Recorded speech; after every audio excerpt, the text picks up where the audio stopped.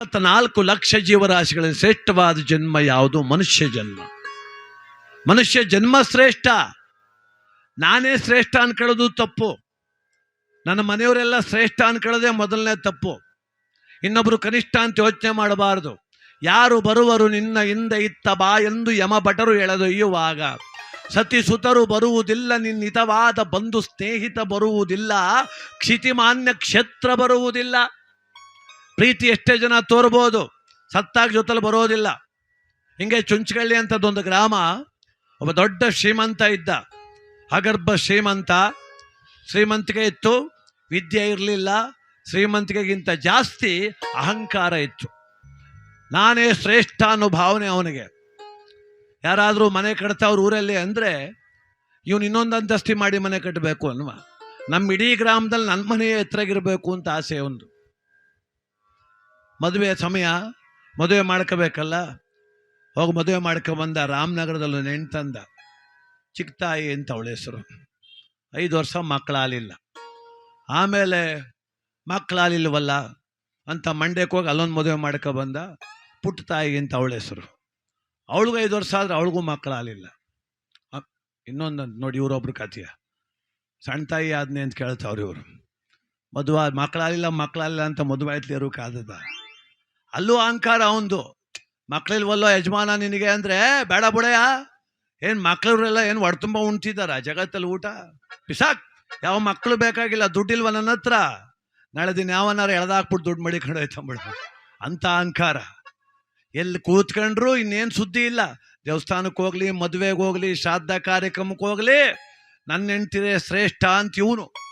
ಆ ತಾಯ್ದಿರು ಎಲ್ಲಾರ ಹೋಗ್ಲಿ, ನಮ್ಗೆ ಅಣ್ಣೆ ಶ್ರೇಷ್ಠ ಅಂತವ್ರು ಅಂಥವನು. ಹೆಂಡ್ತಿ ಬಿಟ್ಕೊಡೋನಲ್ಲ.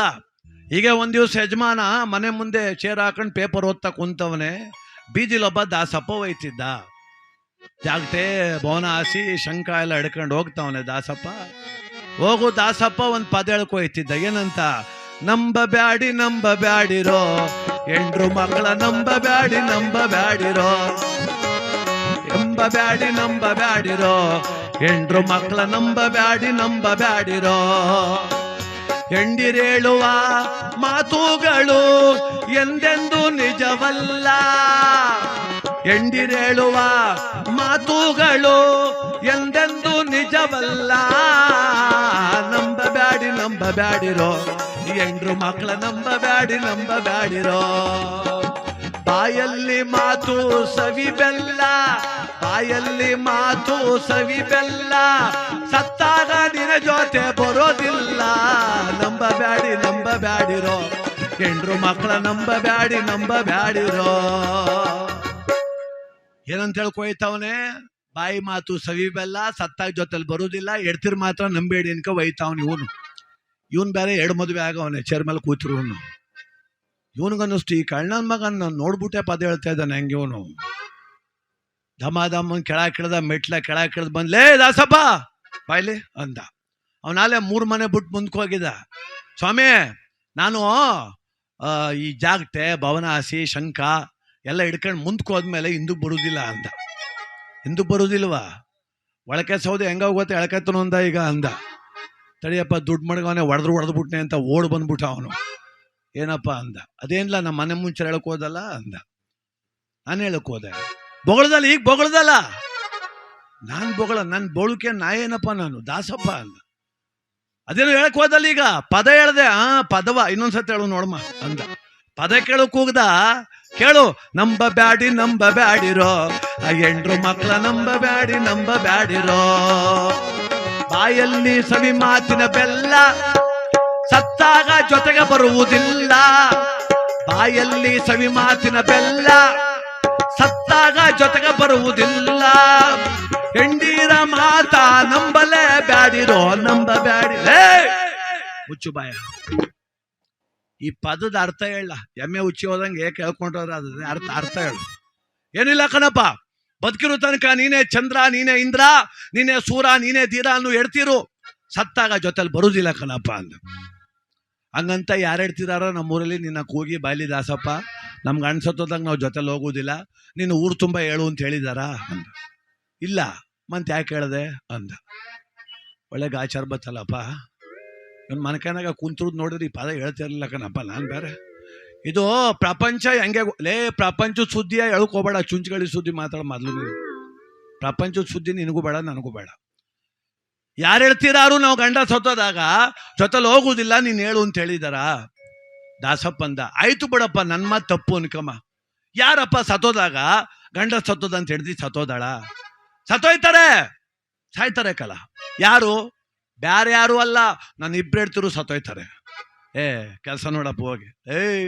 ಏನು ಅನ್ಕೊಂಡಿದ್ದಿಲ್ಲ, ನಿನ್ನ ಹೆಡ್ತ ಮಕ್ಳು ಸರಿ ಇಲ್ಲ ಅನ್ನೋ ನನ್ನ ಹೆಡ್ತಿರು ಹಂಗೆ ಅನ್ಕಂಡ. ನಾನು ಹಿರಿಯೋಳು ಪುಡ್ತಾಯಿ ಏನಂತ ಹೇಳೋಳು ಗೊತ್ತಲ್ಲ? ಪುಡ್ತಾಯಿ ರಾಮನಗರದವಳು. ಯಜಮಾನ ನೀ ಸತ್ತೋಗ್ಬಿಟ್ರೆ, ನಿನ್ನ ಗುಂಡಿಗೆ ಮನ್ಸ್ಬಿಟ್ರೆ ಜೀವ ಸಹಿತ ಬಂದು ಮಗ್ಳಲ್ಲಿ ಮನೆ ಕಬಿಡ್ತೀನಿ ಇಂದವಳಕಲ್ಲ. ಏನಪ್ಪ?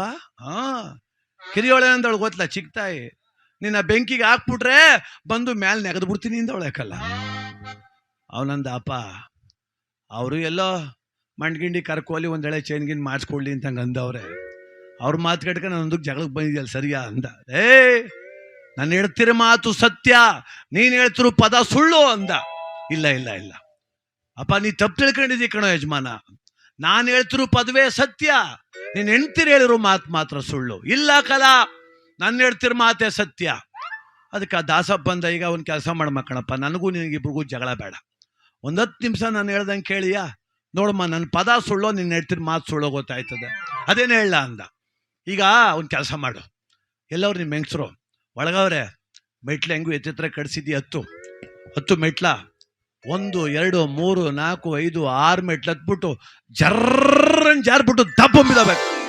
ಹೆಂಗ್ ಬಿದ್ದೋಬೇಕು ಗೊತ್ತಾ? ಸತ್ತೆಣ ಬಿದ್ದಂಗೆ ಬಿದ್ದೋಬೇಕು ನೀನು. ನಾ ಬಂದು ಮ್ಯಾಕ್ ಕೇಳುನು ಗಂಟು ಹೇಳ್ಬೇಡ, ನನ್ನ ಪದ ಸುಳ್ಳೋ ನಿನ್ನ ಹೇಳ್ತಿರ ಮಾತು ಸುಳ್ಳೋ ನಾ ತೋರಿಸ್ತೀನಿ ಅಂದ. ಆಯ್ತು, ಓಲ್ ಆಗ್ಬೋದು, ಆಗೋದು ನೋಡೋ. ನಿನ್ನ ಪದ ಸತ್ಯ ಆದರೆ ಬಚಾವು ನೀನು, ನಾನು ಹೇಳ್ತಿರ ಮಾತೇನಾದ್ರು ಸತ್ಯ ಆಗೋದ್ರೆ ಮದ್ದೂರು ತಾಲೂಕಲ್ಲಿ ಎಲ್ಲೂ ಭಿಕ್ಷೆ ಎತ್ತುಕಿಲ್ಲ, ಹಂಗೆ ಹೊಡೆದು ಓಡಿಸ್ಬಿಡ್ತೀನಿ ಅಂದ. ಆಯ್ತು ಹೋಗಪ್ಪ, ಹಣೆ ಬರ ಜಾಗಟೆ ಬೋನಾಸಿ ಸಂಕಾದೆ ಪ್ರಪಂಚ ಆಗ್ಲಾಗದೆಲ್ಲ ಬದಿಕತ್ತೀನಿ ನಾನು. ಆಯ್ತು, ನಾನು ಹೇಳ್ದಂಗೆ ಮಾಡು ಅಂದ್ಬಿಟ್ಟು ತಗೋದ. ಇವನು ಯೋಚನೆ ಮಾಡ್ಕೊಂಡು 1 2 3 4 5 6 ಮೆಟ್ಲು ಹತ್ತ ಕಣಯ್ಯ, ಚರ್ರಂಜ ಆಗ್ಬಿಟ್ಟು ದಬ್ಬ ಬಿದ್ದೋದ. ಈ ಇಬ್ರು ಹೇಳ್ತಿರು ಒಳಗೆ ಸೇರ್ಕೊಂಡ್ಬಿಟ್ಟವ್ರೆ.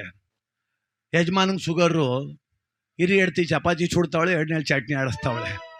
ಯಾವಾಗ ದಬ್ಬನ ಬಿದ್ದ, ಈ ಪುಡ್ತಾಯಿ ಅಂದ್ಲು, ಲೇ ಚಿಕ್ತಾಯಿ ಏನಕ್ಕ ಅದೇನೋ ಆಚೆ ಅಗಣ ಬಿದ್ದಂಗೆ ಸದ್ದಾಯ್ತು ನೋಡು ಅಂದ್ಲು. ಓಡ್ ಬಂದು ನೋಡ್ತಾಳೆ, ಗೌಡ್ರು ಅಂಗ್ಲ ಆಚೆ ಬಿದ್ದೋಗ್ಬಿಟ್ಟವ್ರು. ಏನವ ಅಮ್ಮ ಕೊಕ್ರೆ ಬೇಳೂರು ಕೇಳೋಂಗೆ ಬಾಯ್ ಬಡ್ಕೊಬಿಟ್ಲು, ಲಬ ಲಬ ಲಬ ಲಬ ಲಬ. ಏನು ಊರು ಐಕ್ಲೆಲ್ಲ ಸೇರ್ಕೊಬಿಟ್ಟ ಕಣಯ್ಯ. ಎಂಥ ಸಾವು ಬಂದ್ಬಿಡ್ತು ಅವ್ನ ಮನಕನಾಗ. ಅವನಿಗೆ ಈಗಿದ್ನಲ್ಲಪ್ಪ, ಇತ್ತಿಂದ ಹೋದಾಗಿದ್ನಲ್ಲೋ, ಒತ್ಕ ಬಂದ್ರು ದಿವಾನ್ ಕಾಟಿ ಈಚೆಗೆ ಮಡಗಿದ್ರು, ಎಳ್ಕ ಬಂದು ಗೌಡನ ಮನಸ್ಸರು, ಕೈ ಕಾಲು ಮುರಿದ್ರು, ಬಾಯಿಕಿ ತುಂಬಿದ್ರು, ಬಟ್ಟೆ ಸುತ್ತಿದ್ರು, ರಗ್ಗ ಒಸೂರು 4 ದಾಸೋಳು ಮಡಗಿದ್ರು. ಅದರ ಪುರ್ಸತ್ತಾಗಿದ್ದವ್ರು ಓದೋದೆ ಬೋಲ್ಡ ಒಳಸ್ಕೊಬಂದು ರುದ್ರಾಕ್ಷಿಪುರ ಗೇಟಿಂದು ಕಟ್ಕೊಂಡು ಬಂದ್ರು. ಹೊಂಟೋಯ್ತು ನಮ್ಮೂರು ಮಾಣಿಕ್ಯ ಅಂತ. ಬದುಕಿದಾಗ ಈ ನನ್ನ ಮಗ ಸತ್ರ ಸಾಕು ಅಂತ ಕಾಯ್ಕ ಕೂತಿದ್ರು ಎಲ್ರೂ. ಸತ್ರ ಸಾಕನೇ ಈಗ ಅದೊಂದು ಕಲ್ತ್ಬಿಟ್ಟವ್ರು, ಲೈಟ್ ಕಂಬು ಕಟ್ಬಿಡ್ತಾರೆ ತಗೊಂಡೋಗಿ. ಒಂದು ಫೋಟೋ ಇಟ್ಕೊತೀವಿ ನಾವು. ಯಾಕೆ ಫೋಟೋ ಇಟ್ಕೊತೀವಿ? ನಮ್ಮ ತಂದೆ ದೇವ್ರ ಸಮಾನ, ತಾಯಿ ದೇವ್ರ ಸಮಾನ, ಅವ್ರು ಪೂಜೆ ಮಾಡಬೇಕು, ಬೆಳಿಗ್ಗೆ ಮುಖ ನೋಡಬೇಕು ಅಂತ. ಈಗ ಸತ್ರ ಸಾಕು ಲೈಟ್ ಕಂಬು ಕಟ್ಬಿಡೋದು. ಈಗ ಒಂದು ಫೋಟೋ ಮನೆ ಮಡಿಕೊಂಡ್ರೆ ಬೆಳಿಗ್ಗೆ ಎದ್ದು ಗನ್ಕಡ್ಡಿ ಹಚ್ತಾರೆ, ಪೂಜೆ ಮಾಡ್ತಾರೆ. ಈ ಲೈಟ್ ಕಂಬದಲ್ಲಿ ಯಾರಪ್ಪ ಪೂಜೆ ಮಾಡೋರು? ಅವರು ಮಳೆಗೆ ನೆಂದು ಗಾಳಿ ಪಡೆದು ಕಾರಾಡಿ ಕೆಳಗೆ ಕರ್ಕೊಬಂದು ಬಿದ್ದು ನಾಯಿ ಬಂದು ಮಕ್ಕ ಹುಚ್ಚೊಯ್ಗಂಟು ಸಮಾಧಾನ ಇಲ್ಲ. ಹಂಗೆ ಮಡ್ಗವ್ರು ಎಲ್ಲರೂ ಬೋಲ್ಡ. ಕಳೆದ್ಬಿಟ್ರೆ ಯಾರು ಆಯ್ತದೆ, ಮರಿದಿ ಉಳ್ಕತ್ತದ ಅವಕ್ಕೆ. ಏನು ಕಟ್ಕ ಬಂದ್ಬಿಟ್ರು, ಏನು ಇಬ್ಬರು ಹೇಳ್ತಿರು ಬಡ್ಕತಾವ ಲಬ ಲಬ ಲಬಲೆ.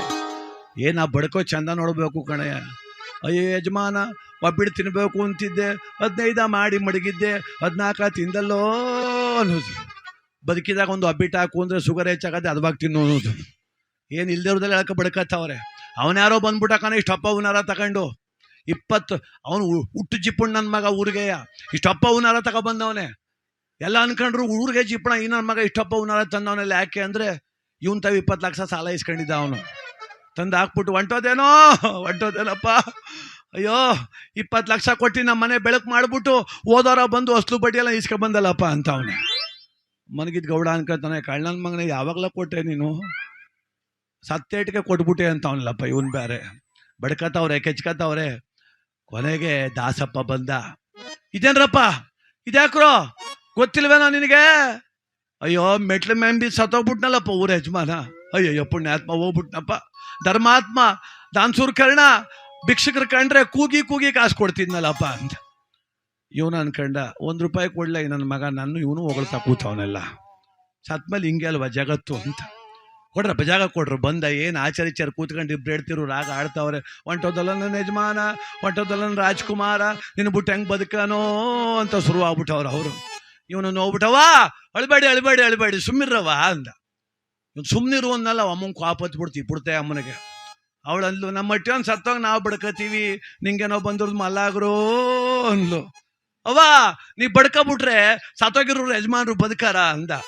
ನಾವು ಬಡ್ಕೋದ ನಿಲ್ಸ್ಬಿಟ್ರೆ, ಅಳುದ ನಿಲ್ಸ್ಬಿಟ್ರೆ ನೀನು ತಂದ್ಕೊಟ್ಟಿ ಏನೋ ಅಂದ್ಲು. ತಂದ್ಕೊಡ್ತೀನಿ ಸುಮ್ನಿರು ಅಂದ. ತಂದು ಕೊಡ್ತೀನಿ ಅಳ್ಬೇಡಿ ಅಂದ. ಹಂಗಂದ ತಕ್ಷಣವೇ ನಿಲ್ಸ್ಬಿಟ್ರು.